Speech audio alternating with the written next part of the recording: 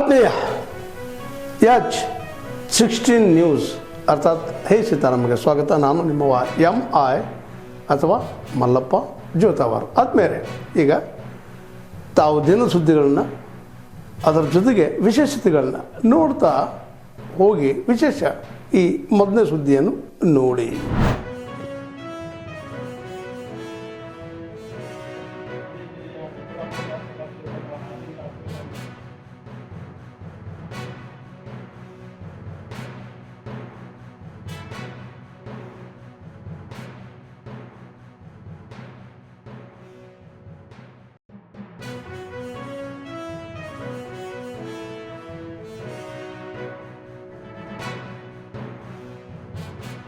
ಸ್ವಲ್ಪ ಜನರ ಅನಿಸಿಕೆ ಇದೆ. ಅದನ್ನು ಸರಿಪಡಿಸುವಂಥದ್ದಕ್ಕೆ ಈಗಾಗಲೇ ನಾವು ಕ್ರಮ ಕೈಗೊಂಡಿದ್ದೇವೆ. ಇನ್ನೂ ಸರಳೀಕರಣ ಮಾಡಿ ಯಾರಿಗೂ ತೊಂದರೆ ಆಗದ ರೀತಿಯಲ್ಲಿ, ಯಾರಿಗೂ ಅನ್ಯಾಯ ಆಗದ ರೀತಿಯಲ್ಲಿ, ಮಧ್ಯವರ್ತಿಗಳು ಇಲ್ಲದ ರೀತಿಯಲ್ಲಿ ಅದನ್ನು ಎ ಖಾತಾ ಬಿ ಖಾತಾ ಏನು ಈಗಾಗಲೇ ನಿಯಮಗಳನ್ನು ರೂಪಿಸಿದ್ದೇವೆ ಅದನ್ನು ಅನುಷ್ಠಾನಕ್ಕೆ ತರುವಂಥ ಕೆಲಸ ಮಾಡ್ತೇವೆ ಅನ್ನುವಂಥ ಮಾತನ್ನು ಹೇಳುತ್ತಾ, ಇವತ್ತು ಗ್ರಾಮಗಳು ಅಭಿವೃದ್ಧಿ ಆದರೆ ಮಾತ್ರ ಈ ದೇಶ ಅಭಿವೃದ್ಧಿ ಆಗಲಿಕ್ಕೆ ಸಾಧ್ಯ ಇದೆ. 61% ಜನ ಗ್ರಾಮೀಣ ಭಾಗದಲ್ಲೇ ವಾಸ ಮಾಡ್ತಾ ಇದ್ದಾರೆ. ಹೀಗಾಗಿ ನನ್ನ ವಿನಂತಿ, ಎಲ್ಲ ಗ್ರಾಮ ಪಂಚಾಯತಿ ಗ್ರಾಮೀಣ ಭಾಗದಲ್ಲಿರುವಂಥ ಎಲ್ಲ ನಮ್ಮ ಜನರು ವಿಶೇಷವಾಗಿ ಸ್ವಚ್ಛತೆ ಮತ್ತು ಗ್ರಾಮೀಣ ಆಸ್ತಿಗಳನ್ನು ಸಂರಕ್ಷಣೆ ಮಾಡುವಂಥದ್ದು. ಈ ಗ್ರಾಮೀಣ ಆಸ್ತಿಗಳನ್ನು ನಾವು ಎಷ್ಟು ಸೃಜನೆ ಮಾಡಿದ್ದೇವೆ, ಎಷ್ಟು ಆಸ್ತಿಗಳಿದೆ ಅದನ್ನು ದಾಖಲೀಕರಣ ಮಾಡಿ ಅದನ್ನು ಇವತ್ತು ಜಿಯೋ ಟ್ಯಾಗ್ ಮಾಡಬೇಕು ಅನ್ನುವಂಥ ಒಂದು ಸುತ್ತೋಲೆಯನ್ನು ಹೊರಡಿಸುವಂಥದ್ದಕ್ಕೆ ನಾನು ಅಧಿಕಾರಿಗಳ ಜೊತೆಯಲ್ಲಿ ಚರ್ಚೆನೂ ಮಾಡಿದ್ದೇನೆ. ಯಾಕೆಂದರೆ ಆಸ್ತಿ ಅದರಲ್ಲಿ ವಿಶೇಷವಾಗಿ ಭಾಗದಲ್ಲಿ ಬೆಂಗಳೂರು ಇರ್ಬೋದು, ಬೆಂಗಳೂರು ಗ್ರಾಮೀಣ ಇರ್ಬೋದು, ಇಲ್ಲಿ ಭೂಮಿ ಏನಿದೆ ಬಂಗಾರದ ಬೆಲೆ ಭೂಮಿ ಇದೆ. ಹೀಗಾಗಿ ಈ ಸರ್ಕಾರಿ ಆಸ್ತಿನೂ ಸಂರಕ್ಷಣೆ ಮಾಡುವಂಥ ಜವಾಬ್ದಾರಿ ನಮ್ಮ ಮೇಲೆ ಎಲ್ಲ ಇದೆ.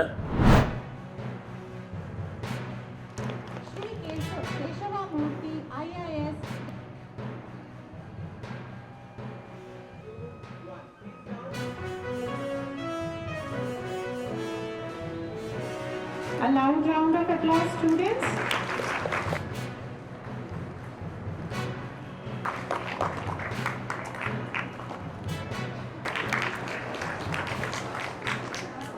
An enthusiastic welcome to your absence.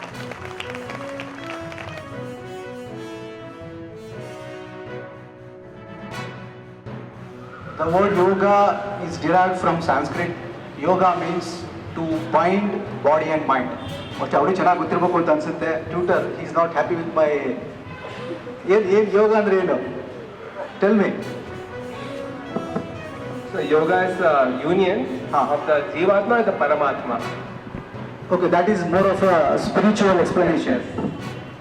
Yes. So ನಾನು ಓದಿದಾಗ ಈಗ ಡೆಫಿನೇಷನ್ ಚೇಂಜ್ ಆಗಿರ್ಬೋದು, I don't know. So yoga means to bind body and mind. So that we are very happy to conduct International Yoga Day at Kendriya Vidyalaya Malleshwaram. We are very thankful to Doordarshan Kendra Bengaluru for giving this opportunity to our children to participate in art competition. So children are very, very interested. Children are very, very enthusiastic to participate in this event, and they are very, very happy. India is the root to that. Is coming from ancient roots. It doesn't only build the body but also builds your mind. So yoga as a way of life, we would like to practice yoga on a daily basis just for 5 minutes, 10 minutes. It also includes your normal breathing, inhalation and exhalation as your yoga teacher has suggested. ಎಲ್ಲಕ್ಕಿಂತ ಮುಖ್ಯವಾಗಿ ಇವತ್ತಿಲ್ಲಿ school ನೋಡಿ ನಂಗೆ ತುಂಬ ಖುಷಿ ಆಯಿತು. ಎಲ್ಲ ಮಕ್ಕಳು ಮಾಡಿರೋ ಪೇಂಟಿಂಗ್ಸು ತುಂಬ ಡಿಸಿಪ್ಲಿನ್ ಆಗಿರೋದು. ಆ್ಯಂಡ್ ಇವತ್ತು ರಾಜ್ಯದಲ್ಲೂ ಪಾಪ ಎಲ್ಲ ಮಕ್ಕಳು ಯೋಗ ಡೇ ಸೆಲೆಬ್ರೇಷನ್ಸ್ಗೋಸ್ಕರ ಬಂದಿದ್ದಾರೆ.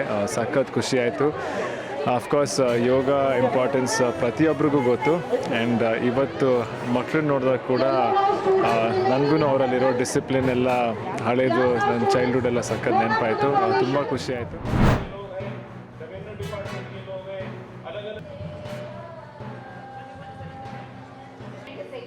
ತಪೋವನ ಮಹಾವಿದ್ಯಾಲಯ ಬಿಡುಗಡೆ ಮಾಡಿದ ಎಲ್ಲ ಗಣ್ಯರಿಗೂ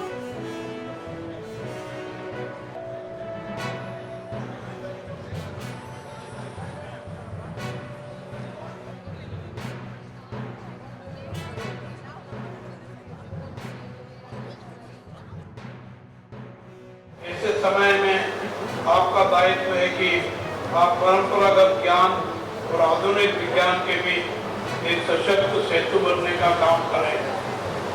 आयुर्वेद और योग की प्रभावशीलता को वैज्ञानिक शोध और प्रमाणों के माध्यम से और अधिक सुदृढ़ बनाने की आवश्यकता है।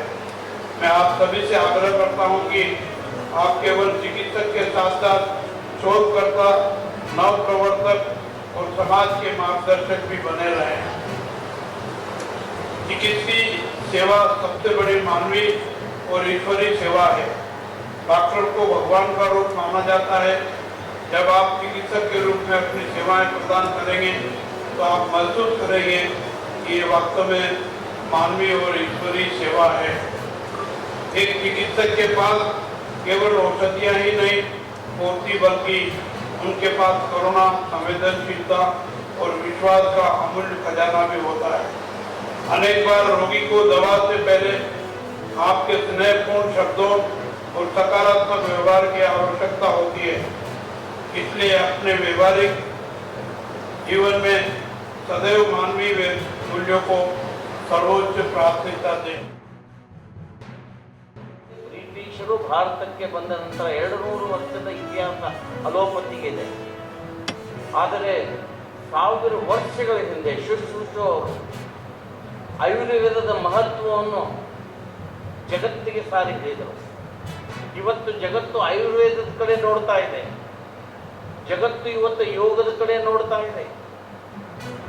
ಭಾರತದ ಯಶಸ್ವಿ ಪ್ರಧಾನಮಂತ್ರಿ ನರೇಂದ್ರ ಮೋದಿ ಅವರು ಯೋಗ ದಿನದ ಆಚರಣೆ ಮಾಡುವುದರ ಮುಖಾಂತರ ಜಗತ್ತಿನ ಸ್ವಾಸ್ಥ್ಯದ ಕಡೆಗೆ ಹೆಚ್ಚಿಗೆ ಗಮನವನ್ನು ಕೊಡ್ತಾ ಇರುವುದು ನಮ್ಮೆಲ್ಲರ ಗಮನದಲ್ಲಿ ಇದೆ.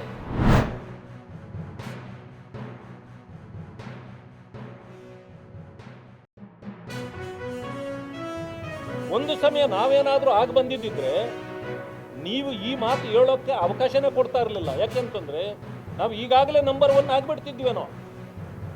ನಮಗಿನ್ನೂ ಈಗ ಒಂದು ನಂಬರ್ 1 ಆಗಲಿಕ್ಕೆ ಎಷ್ಟು ದಿನ ಬೇಕು ಅಂತ ಹೇಳಿದ್ದೀವಿ? ಇನ್ನೂ 47ನೇ ವರ್ಷದವರೆಗೂ ಕಾಯ್ಬೇಕು ನಾವು ಅಲ್ವಾ? ಇನ್ನೂ 21 ವರ್ಷ ಕಾಯ್ಬೇಕು ನಾವು. ಇದು ಒಂದು ಸಮಯ ನಾವೇ ಇದ್ದಿದ್ರೆ ಅವತ್ತು ಇದು ಇನ್ನೂ ಬೇಗ ಆಗ್ತಿತ್ತು. ಯಾಕೆ ಈ ಮಾತನ್ನು ಹೇಳ್ತೀನಿ ಅಂದರೆ, ನೀವು 11ನೇ ಸ್ಥಾನದಲ್ಲಿದ್ದರೆ ಆರ್ಥಿಕ ವ್ಯವಸ್ಥೆಯಲ್ಲಿ 11 ಇದ್ದವರು ಈಗ ನಾವು ಎಲ್ಲಿಗೆ ತಂದಿದ್ದೀವಿ? ಅದನ್ನು 4ನೇ ಸ್ಥಾನಕ್ಕೆ ತಂದಿದ್ದೀವಿ. ಇನ್ನು 2-3 ವರ್ಷದಲ್ಲಿ ನಾವು 3ನೇ ಸ್ಥಾನಕ್ಕೆ ಬರ್ತೀವಿ. 47ರಲ್ಲಿ ನಾವು ನಂಬರ್ 1 ಆಗ್ತೀವಿ. ಈಗ ಹೇಳಿರೋದು ಅವ್ರು ಯಾರಿಗೆ ಬೇಕಾದ್ರೆ ಹಾಕ್ಕೊಳ್ಳಿ. SIR ಅಲ್ಲಿ ಏನು BJP ವೋಟ್ಗಳು ಉಳ್ಕೊಳ್ತವೆ, ಕಾಂಗ್ರೆಸ್ಸು ಮಾತ್ರ ಹೋಗ್ತಿದೆ ಅಂತಿದ್ಯಾ? ಏನಿಲ್ಲ. ಕಾಂಗ್ರೆಸ್ನವ್ರದ್ದು 2 ಇದ್ರೂ ಒಂದೇ ಉಳಿತದೆ, BJPನವ್ರದ್ದು 2 ಇದ್ರೂ ಒಂದೇ ಉಳಿತದೆ. ಇಲ್ಲಿ ತಾರತಮ್ಯ ಎಲ್ಲಿದೆ? ನಿಮ್ಮದು ತಾರತಮ್ಯ ತೋರಿಸ್ತೇನೆ. ತಾವೆಲ್ಲ ಇಲ್ಲಿವರೆಗೆ ಸುದ್ದಿಗಳನ್ನು ನೋಡಿದಿರಿ, ಜೊತೆಗೆ ವಿಶೇಷ ಘಟನೆಗಳನ್ನು ಸಹ ನೋಡಿದಿರಿ. ಅದು ನಿಮ್ಗೇನು ಅನ್ನಿಸ್ತು?